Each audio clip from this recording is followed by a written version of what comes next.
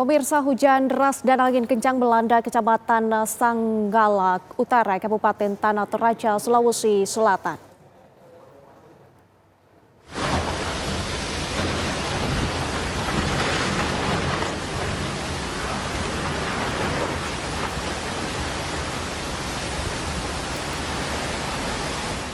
Pemirsa, kamera amatir warga merekam saat hujan deras dan angin kencang menerjang satu persatu lumbung di Tongko dan Karatuan hingga ambruk.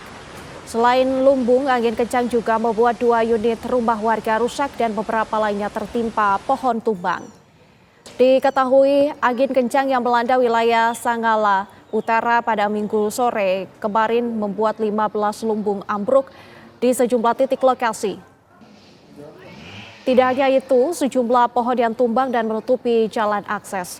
Warga pun mengevakuasi pohon tumbang dengan alat seadanya.